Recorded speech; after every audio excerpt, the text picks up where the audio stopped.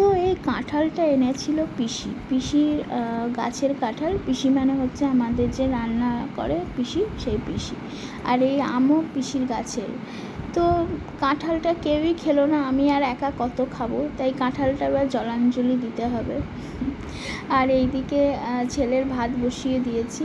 ও ভাত না খেয়ে গেলে না, আসার পর একদম ভাত খায় না।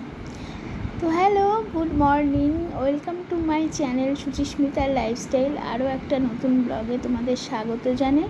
সবাই কেমন আছো? আশা করি সবাই খুব ভালো আছো, আমিও ভালো আছি। তো কাজের লোক তো বাসন মেজে দিয়ে চলে গেছে। সে তো সকাল আজকে 6:30 এসছে, কারণ ভোর থেকে প্রায় 4টে থেকে আমি জেগে আছি। এত বৃষ্টি, এত বাজ পড়ছে, মানে চিন্তার বাইরে। ছেলেও জেগে গেছে 4টের সময়, ভয়ে মানে ঘুমানো যাচ্ছে না। আর আমার যেহেতু ওইদিকে জানলায় কোনো পর্দা নেই, এখনও পর্দা লাগানো হয়নি, তো সেখান দিয়ে আলোর রিফ্লেকশনটা এত হচ্ছে যে কী বলবো। তো বাসন মেজে দেওয়ার পর আমি সেই বাসনগুলো একটা একটা করে গুছিয়ে রাখছি, কারণ অনেক সকাল সকালই উঠেছি, সুতরাং অনেক কাজই করে ফেলতে পারবো।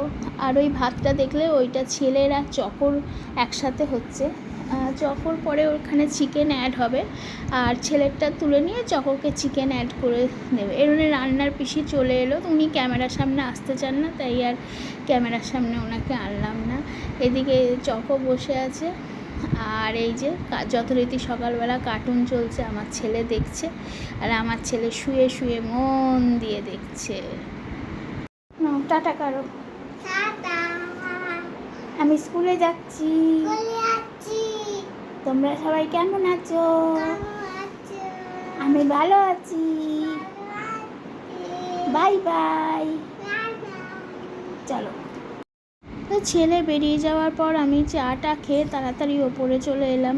সকাল থেকেই ভেবেছি আজকে এই ঘরটা, শাশুড়ি মার ঘরটা পরিষ্কার করব। মিস্ত্রি চলে যাওয়ার পর আমি পরিষ্কার করেছিলাম, কিন্তু কদিন শ্বশুরমশাই ওপরে এসে শুয়েছেন, এবার তা চারিদিকে জামা কাপড়, বিছানার চাদর সমস্ত কিছু পড়েছিল, তো সেগুলোই ভাবলাম যে গুছিয়ে ফেলি, কারণ ছেলের আবার শনি রবিবার স্কুল ছুটি, আর তার জন্য একদম কিচ্ছু করতে দেবে না আমাকে, আমাকে তাকে নজরে রাখতে হবে, এদিক চলে যাবে ওদিক চলে যাবে।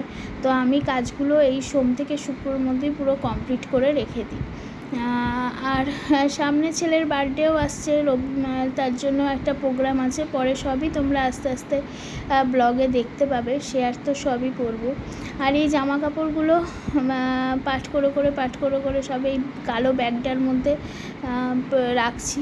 খুব সুবিধা এই কালো ব্যাগগুলো, 2খানা কিনেছিলাম, তোমাদের সাথে শেয়ার করেছিলাম ফ্লিপকার্ট থেকে, এমন কিছু দামও না। তো সব এক্সট্রা জামা কাপড়গুলো এখানে রাখা যায়, রেখে গেলে তুমি ব্যাগ খোলো আর ওখান থেকে বের করে নাও, চারিদিকে তাহলে জামা কাপড়গুলো ঝোলে না, এই আর কি। তবে মনে হচ্ছে আরও 2-3টে ব্যাগ আমাকে অর্ডার করতে হবে। তো ওপরে 2খানা ডাইনিং টেবিলের চেয়ার ছিল, সে আর কে নামাবে, আমি নামিয়ে নিয়ে এলাম আর কি। তো মোটামুটি বিছানাটা ঠিকঠাক করেছি, বাট এখনও অনেক কাজ বাকি আছে, দেখা যাক আস্তে আস্তে। তো এই হলো, এইগুলো এখনও করতে হবে বাকি। এর ওপরটা আসলে সবই তো টাইমের মধ্যে। 10টা 15 বেজে গেল, এবার চান করবো, পুজো করবো, তারপরে খাবো। তো চলো একেবারে চান করে পুজো করে তারপর তোমাদের সাথে দেখা হচ্ছে। ওদিকে আবার মনে রাখতে হবে, অ্যাকুরিয়ামটা বন্ধ করেছে, ওদের মাছগুলোকে খেতে দিয়েছে, সেগুলো আবার চালাতে হবে। তারপরে দেখা হচ্ছে। আজকে তাড়াতাড়ি হয়ে গেছে, রেডিও হয়ে গেছি, খাওয়াও হয়ে গেছে, পুজো টুজো খাওয়া সব হয়ে গেছে। অনলাইনে আসবে গ্রসারি, মিস্টার ব্যানার্জি ফোন করলো, সে আমার নাম্বার দিয়েছে, আমার নাম্বারেই ফোন করবে, এখন কখন আসে ফোন করে। আর আমার যা ঘুম পাচ্ছে তোমাদের কি বলবো, 4:30 আগে থেকে জেগে আছি, মানে এত বৃষ্টি পড়ছে, এত মেঘ ডাকছে, মেঘ ডাকার সঙ্গে সঙ্গে এত বাজ পড়ছে, মানে সে কি বলবো। ছেলে উঠে গেল, ভয়ে কুকড়ে গেছে পুরো। তারপরে চকো ছিল নিচে, চকোকে আবার করলাম, ঠিকঠাক করলাম, করে 4:10-15 থেকে জেগে আছি, মানে ঘুমই এলো না, মানে এত আওয়াজ হচ্ছে বাজের, বাপরে বাপরে বাপরে। এই কাছাকাছিও কোথায় একটা বাজ নিশ্চয়ই পড়েছে। তো এই হলো ব্যাপার। দেখি আজকে দুপুরবেলায় মোবাইলটা অফ করে আমাকে ঘুমাতে হবে, না হলে সন্ধ্যেবেলায় আমার ঘুম পেয়ে যাচ্ছে, ঘুমিয়ে পড়ছি, আবার রাতে দেরি হয়ে যাচ্ছে শুতে, অনেক কাণ্ড হচ্ছে, শরীর খারাপ হয়ে যাচ্ছে, মাথা টলটল করছে। চলো, তোমাদের সাথে কথা বলতে বলতেই ফোন এলো। আমি ফোন মানে ওই গ্রসারি আসবে বললাম, ওই অনলাইনে ফোন এসছে, এবার বলছে আপনার লোকেশানেই আমি দাঁড়িয়েছি। তা আমি ভাবলাম বাহ, খুব ভালো, এবারে আর আমাকে জ্বালাতন হয়নি, একেবারে আমার লোকেশানের নিচেই নাকি দাঁড়িয়ে আছে। ভুলে গিয়েছিলাম, আমি তো কোনো নেতা মন্ত্রী না, আমার লোকেশান ভুল হতেই পারে। তো সে যথারীতি আমি দরজা খুলে দেখলাম কোনো লোকেশানেই কেউ দাঁড়িয়ে নেই, দেখো পুরো ফাঁকা। আবার ফোন করলাম যে কোথায়, তো বললো আমি তো এখানে আছি, ওইখানে একটা মুদিখানার দোকান, যেরকম হয় প্রত্যেকটা মানুষেরই। তো আমি তারপরে হঠাৎ করে এলো অ্যান্ড এগুলো দিয়ে গেল। লোকেশন চিনতে পারছে না, তাদের সাথে বকবক করতে গিয়ে আমি ছাতা রেনকোট রোজ নিয়ে যাই, তো তো আমি ভাবছি কী হলো, আমার হাতটা ফাঁকা কেন, যা কিচ্ছু নিয়ে বেরোনি। আবার বাড়ি এলাম, আবার চলো এসেছে ময়দা, তো বলিনি, দেখো ময়দা বলিনি, সেটা ময়দা নিয়ে চলে এসেছে। বললাম সুজি, ভালো করে কান দিয়ে শুনে না। এটা ঠিক কিনেছে, এটা চিড়ে, এটা চিড়ে। আর এগুলো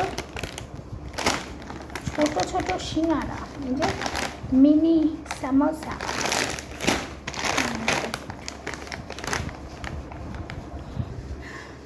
তো এই ফিরলাম, চলো একটু ফ্রেশ হই, তারপর আবার তো খেতে বসে গেছি। অনেকক্ষণ এসেছি স্কুল থেকে, তোমাদের তো বললাম। আর তারপরে স্কুল থেকে এসে স্কুলে যাওয়ার আগে যদি আমি একটা শর্টস না বানাই, আমার মনে হয় কি যেন করিনি। শর্টস বানাতে আমার কোনো ক্লান্তি নেই। তো আজকে তোমরা এইভাবে পোচ খেয়ে দেখবে, হ্যাঁ কেমন লাগে। দাঁড়াও, এই দেখো পোচটা দেখো, পোচের ওপরে পেঁয়াজ, শুকনো লঙ্কা সব আছে। যে এটা কিন্তু অমলেট না, হ্যাঁ। এতটাই মানে আমার আলিশি যাকে বলে, যে আমি একটু অমলেট করে খাবো, সেটাও আমার ধৈর্য নেই, ঘটঘটটাও ধৈর্য নেই। আমি ডিম ছেড়ে দিয়েছি, তার উপরেই পেঁয়াজ ছেড়ে দিয়েছি, তার উপরেই শুকনো লঙ্কা ছেড়ে দিয়ে নুন দিয়ে নামিয়ে নিয়েছি। কারণ আজকে তো প্রায় সেই 4টে থেকে জেগে আছি, মনে হচ্ছে কখন একটু বিছানায় শোবো, আর যদি ঘুম পায় ঘুমাবো, আমার আর ভাল লাগছে না। চলো খাওয়া দাওয়া করে নিই। নিচে বসে বসে একটু খবর শুনছিলাম, উড়িষ্যায় একটা মেয়ের সাথে যা হয় রেপ। তো মেয়েটা বিচারের আশায়, মানে যেটুকু আমি দেখলাম গিয়েছিল, তারপর বিচার ঠিকঠাক যা হয়, আমাদের দেশের আইন জানি না কবে, মেয়েদের পরে অনেক আইন আছে, কিন্তু ধর্ষণের কোনো আইন নেই, ধর্ষণের বিচার হয় না আমাদের দেশে, খুব বলতেও লজ্জা করে। মেয়েটা ওখানেই আর কি গায়ে আগুন দিয়ে আত্মহত্যা করে। তো ওটা উড়িষ্যায় ঘটেছে।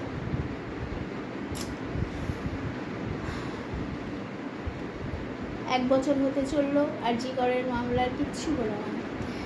আজকে ইউটিউবে দেখলাম, আমি জানি না কতটা সত্যি কি না, যে মূল দোষী সঞ্জয়, আসলে সঞ্জয় তো না, অনেকেই আছে, সেটা তো বিচারে আছে এখনও, কিন্তু সঞ্জয়ের আবার নাকি জামিনে মুক্ত হয়ে যেতে পারে। যার গেল তার গেল, সত্যিই তাই। আমাদের দেশে কোনো বিচার নেই, বুঝলে, নিজের প্রোটেকশন নিজেকেই নিতে হবে, নাহলে কোনো উপায় নেই। সত্যি কথা বলছি, তোমরা যারা মেয়েদের মা বা ছেলেদের মা, মানে প্রত্যেকেই নিজের সন্তানকে এমনভাবে মানে গড়ে তুলতে হবে যাতে নিজেদের আত্মরক্ষা নিজেরা করতে পারে। কারণ এই তো আমাদের প্রশাসনের অবস্থা, এই তো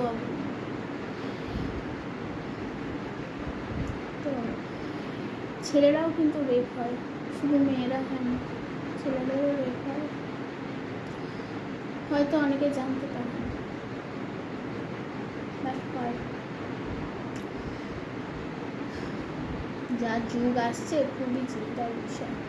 তো যাই হোক, চলো